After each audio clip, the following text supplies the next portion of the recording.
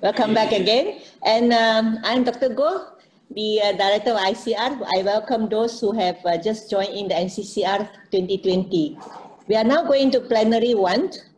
I'm going to introduce a speaker, which is Dato, Dr. Chong Kheong. Dr. Chong is our Deputy Director General of Health under the Public Health. During the COVID-19, he has been kept busy overseeing the public health intervention, contact tracing, and to the lab. And I suppose he had done the job so well because he had the public health training as well as a few epidemiology experience. So without further ado, I invite you, Dr. Chong, to present your Plenary 1. Thank you very much, Dato Goh, Madam Chair. It is a pleasure to be here today to present to you the priorities, public health priorities of COVID-19. Let me restart. First, thank you everybody, Dato Goh, for giving me the chance to present the public health priorities of COVID-19 today. Prevention has always been the key to outbreak management, and preparedness is the key to response. But neither one of this is absolute by itself, and no amount of prevention can avoid the next outbreak, and preparedness may not be good enough for the big outbreak ahead. And such is what we are facing now, which is COVID-19. As a measure of a country's preparedness and capacity to prevent, detect, and rapidly respond, a joint evaluation exercise, also known as JEE, was conducted in 2019 by the World Health Organizations and the Ministries of Health team.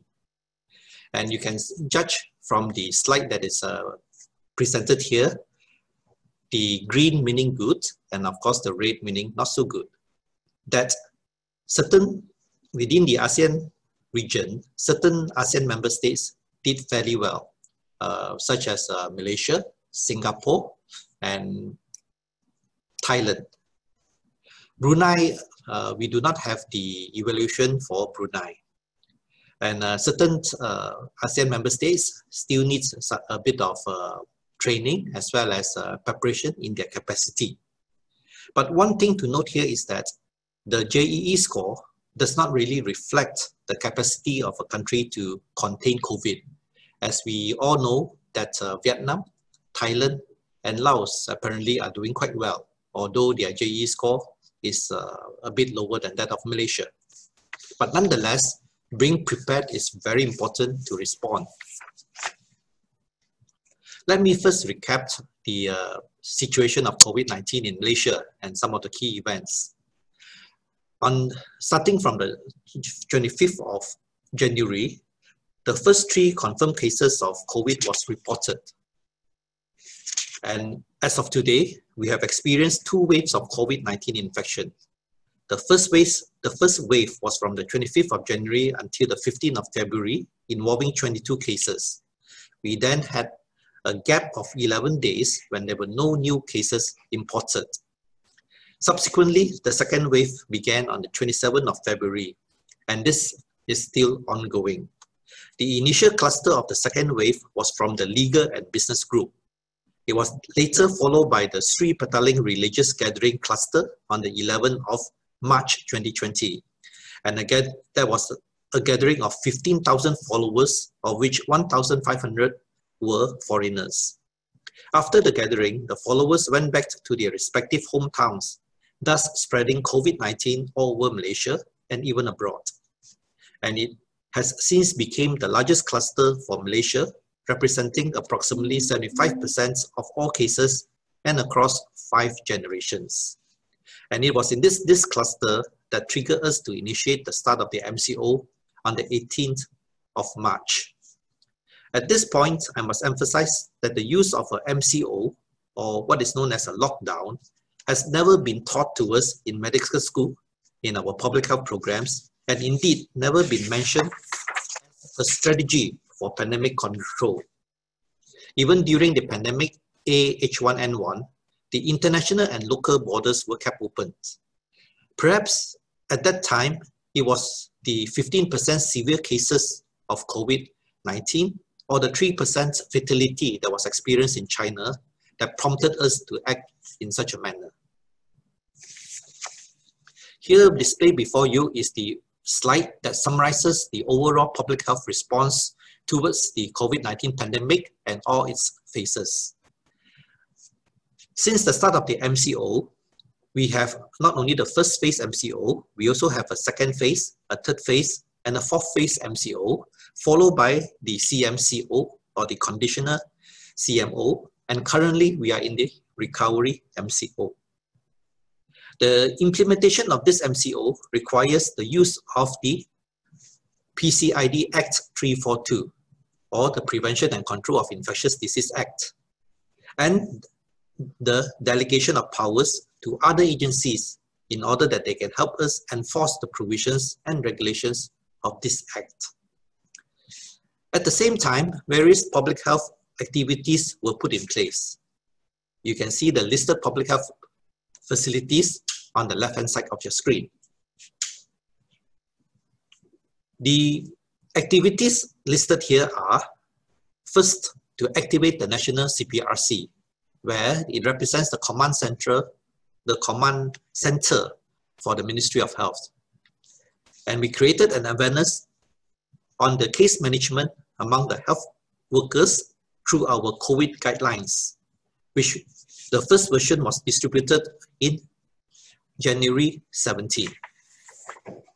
Until now, there are 5 versions of management of COVID-19 guidelines in Malaysia that are published and updated from time to time. We also strengthened the point of entry screening, which includes clinical screening of all returnees that enter to Malaysia, as well as the point of entry before they are allowed back into Malaysia. We emphasize on our strategic risk communication. We expand and enhance our laboratory capacity. We expand the hospital capacity. We activate the rapid assessment and rapid response team at all levels, at district, state, and national level, to ensure effective and timely response, as well as contact tracing could be done at the ground level. We maintain infection prevention and control activities, and that includes ensuring sufficient levels of PPE. We enhance our surveillance system of ELI and SARI, as well as the pre-surgical screening. And this will provide us with early warning system for COVID-19 transmission within the local community. We had our inter-ministerial collaborations coordinated by MKN, and of course at our Ministry of Health, the Steering Committee for Disaster Management held every morning, led by our Director General, Dato Sri Dr. Noh Hisham, Dato DG. We also enhanced our international collaborations with ASEAN, WHO, D8, as well as other countries. We used our software just developed, that is the e-COVID and MySejahtera. We have to mobilize manpower because the outbreak was beyond what we expected. And we have to do a lot of emergency procurement at that particular time. And of course, the legislative and regulatory requirements was all important. During the second wave, all the previous activities continue in different priority throughout the phases of the MCO. Now, the public health activities and strategies that we put in place either occurs concurrently together, or at any one point in time, certain priorities were given to that particular activity, depending on the phase that we are in. And every single strategy and activity is important. But if I were asked to highlight certain priorities that were given, I would like to talk about and focus on the few things you list down, that is listed down here. Number 1, the ability to detect and diagnose. Number 2, the search capacity. Search capacity varies from time to time, depending on the meaning and the circumstances. But essentially, it is the ability to provide adequate care during the time when the event is beyond expectation. And such capacity can be in the form of infrastructure, hospital beds, resources, laboratory, personal protection equipment, as well as manpower. And then we also need to manage the expectations of the public. We need to manage the MCO to empower the people to understand and assist us in maintaining the recovery MCO. And then, of course, currently, what is a priority will be a strong surveillance system. Now, whenever a new disease emerges, the first thing we must be ready is to be able to diagnose that disease, not only clinically, but also to lab diagnose the cause of the disease. Now, this is not as simple as it looks, as there are no commercial kits available for a new disease, and we need to design our own kits. For the COVID-19, we did this using a protocol from CDC, as well as that from WHO. But even after 3 months, as you can see here, our test capability was limited to around 7,000 only. It was only after that, during the 4th, 5th, 6th months, that we managed to ramp up our capacity to above 10,000, then above 20,000, and currently at the levels of 38,000. This ramping up of capacity of lab testing actually took a lot of effort. And these are some of the activities over the last 6 months that we have to do in order to ramp up that capacity. And currently, we are working together, not only among the laboratories of the Ministry of Health, such as the Ministry of Health Hospitals Laboratories, the National Public Health Laboratories, the Regional Public Health Laboratories, and our Institute for Medical Research, National Institute of Health. But we also work together with the military hospital, working with MOSTI, working with IJN, working with other universities, and also collaborating with other private laboratories to achieve that 38,000 testing capacity. Then we must also understand the dire need during the start of the pandemic for personal protective equipment. At that time, the usage of personal equipment, especially face masks and gowns, went up 10 times normal. Now, our normal stockpile or buffer is in the region of about 3 months, about 90 days. So when the demand went up and surged up to 10 times that of normal, our stockpile will not last more than 2-3 weeks. So it was a dire need to procure personal protective equipment. That was the start of the outbreak. And here are some of the personal protective equipment that we need and that we procured. We have the head covers, the N95 mask, the 3-ply mask, plastic apron, isolation gown, protective overall, gloves, goggles, shoe covers. But of course, the most important will be the face mask as well as the glove. Currently, our surge capacity, our usage capacity in terms of increment is around 2 times for head covers, 4 times for gowns, 31 times for protective coverall, and about 26 times for face shield and goggle. But thankfully, over the last few months, we managed to procure those stocks. And our stock holding now, in number of days, is as seen on the other side, on the last column. So we are, at this moment, quite comfortable where we are.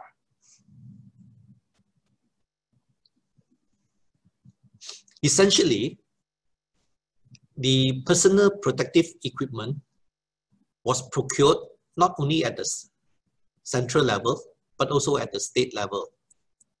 And all in all, there were 18 types of PPE that needed to be procured. Of these 18 types, if you were to divide it into the phases of the CMO, the MCO, CMCO, and RMCO, we will notice that the usage of personal protective equipment during the first 2 months of the MCO was high, at about 55 million pieces. And during the CMCO, it dropped to about 35 million per month pieces. And during the RMCO, about 53 million pieces. It went up again slightly because the cases went up a bit. All in all, we spent about 199 million pieces of PPE that was used from January until August. Of this 199 million pieces of PPE, most of it, 82.6%, was procured at the facility level, whereas only 12% was bought by the Central Emergency Procurement and another 5.1% donated to us. At the moment, the stock holding period is around 200 plus days. For the manpower insufficiency or surge capacity, we have to depend on relief responders provided not only by the Ministry of Health staff, but also by other agencies. And here is important to understand and to let the relief responders understand that there are certain risks that a volunteer has to take. So we need to ask the volunteers to fill up a liability form where they will understand what are the obligations and undertaking of the Ministry of Health, and what are the obligations and undertaking that the volunteers have to do or undertake themselves. All in all, in terms of volunteers, we have 4% from the NGOs, 1% from other ministries, 7% from the armed forces. But it is very good to know that individual volunteers accounted for 10% of all external of the total volunteers. And of course, the volunteers from the Ministry of Health from other states that was not as hard, that was not as badly hit, will also form a big part of the relief responders. And needless to say, we need those relief responders during the acute phase of the pandemic, during the MCO phase. During the recovery phases, it dropped. During the conditional phase, it dropped. And now in the recovery phase, it's going up a bit because of the present clusters that we are seeing. And the agencies that are involved, of course, as I mentioned, the Ministry of Health, which provides the big bulk of it, and the others coming from the ATM, the NGOs, and the individual volunteers. While we welcome all kinds of volunteers, it is in the areas of medical profession, as well as the public health profession, that we need the most volunteers.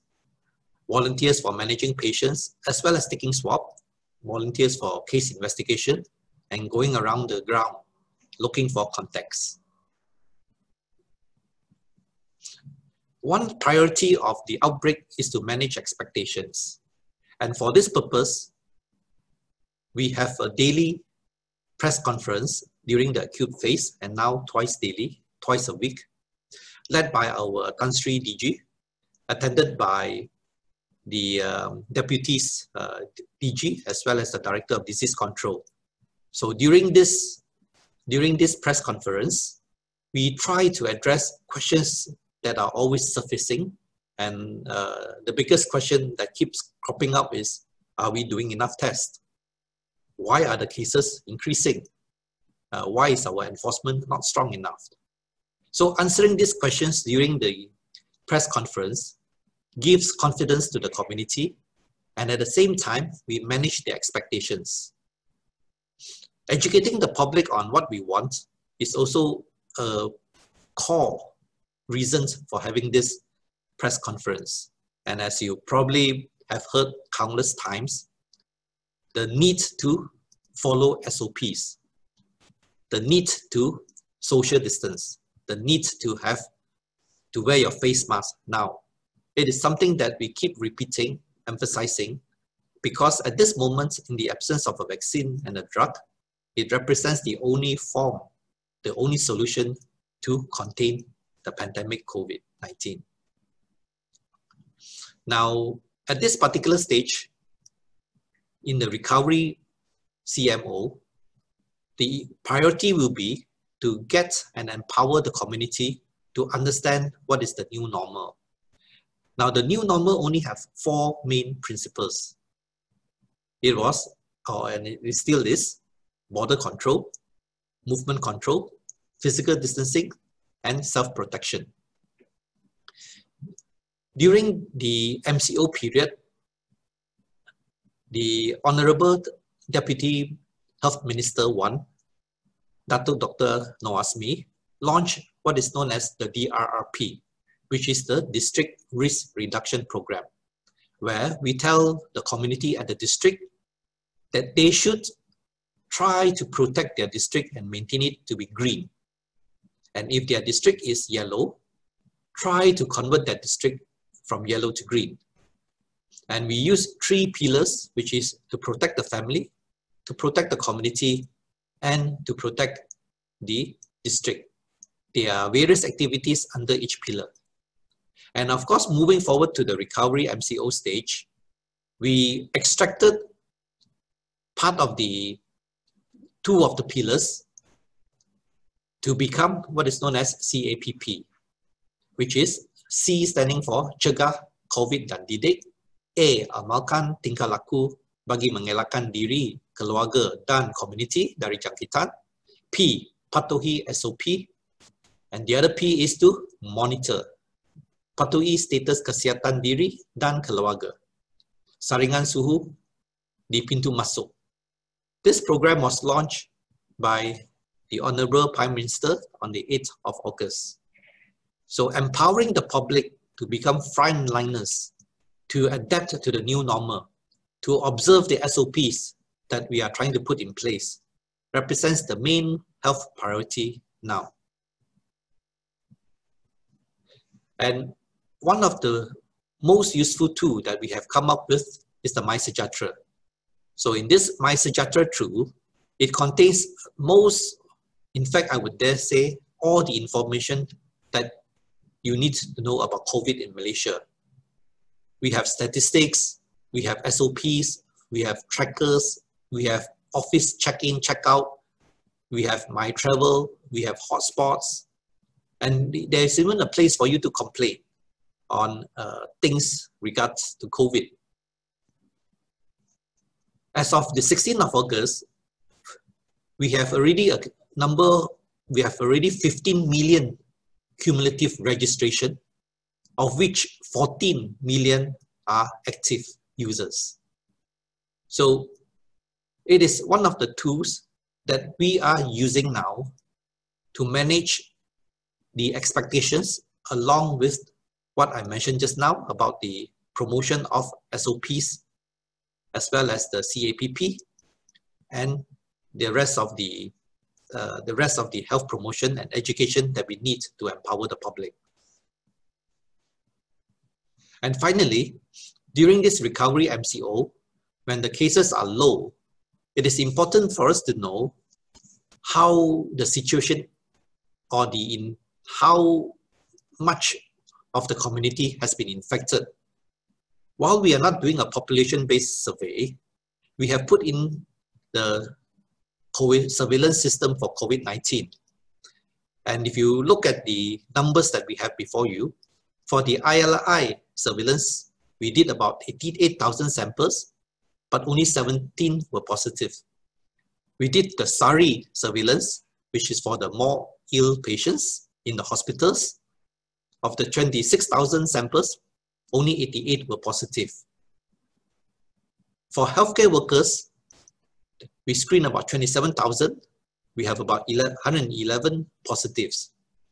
But for the pre-op screening, we have 104,000 samples of patients screened, and only 50 of them were positive. Now, the first two surveillance system represents the symptomatic surveillance system, whereas the third and fourth surveillance system represents the asymptomatic or the well patients. So all in all, both the symptomatics as well as the asymptomatics positives are very much less than 1%, some as low as 0.1. So we are relatively confident that the COVID-19 virus is not deeply embedded in our community at the present moment. So with that, I'd like to say thank you. And again, it's a pleasure to be here today presenting the priorities of public health. Thank you very much.